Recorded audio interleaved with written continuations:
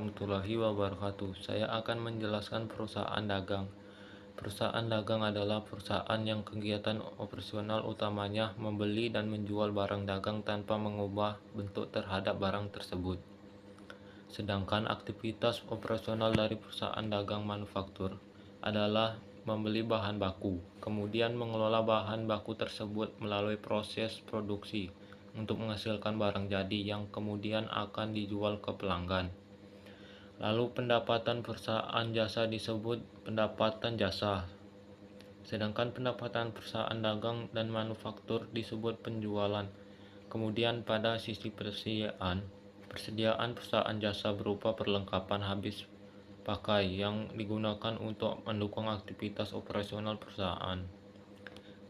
Persediaan perusahaan dagang berupa perlengkapan. Persediaan barang dagang, yang mana barang dagang ini merupakan bagian dari aset lancar yang akan memberikan manfaat ketika barang dagang berhasil terjual.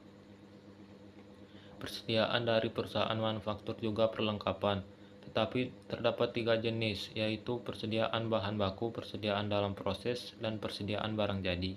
Kemudian dari sisi beban yang dimiliki perusahaan jasa dalam satu periode berupa beban operasional. Beban yang dimiliki perusahaan dagang dan manufaktur ada untuk satu periode terdiri dari beban pokok penjualan atau harga pokok penjualan, dan beban operasional yang terdiri dari beban penjualan dan beban administrasi umum. Sebelumnya saya telah menyebutkan harga pokok penjualan atau HPP. Apa itu HPP? HPP adalah total harga perolehan atas barang yang terjual dalam satu periode. Pengertian HPP tadi adalah total harga perolehan atas barang dagang. Total harga perolehan atas barang dagang itu adalah semua pengeluaran yang dibayarkan oleh perusahaan untuk memperoleh barang dagang sampai barang tersebut siap untuk dijual.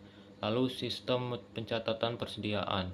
Ada sistem yang digunakan perusahaan untuk mencatat transaksi yang berhubungan dengan barang dagang, yaitu sistem pencatatan perpetual dan sistem pencatatan periodik. Sistem perpetual merupakan sistem di mana setiap transaksi menimbulkan nilai persediaan yang masuk dan keluar akan dicatat dalam kartu persediaan.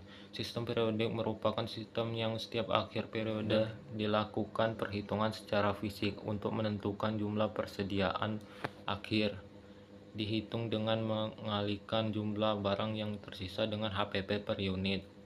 Terima kasih sudah menonton. Saya akhiri. Wassalamualaikum warahmatullahi wabarakatuh.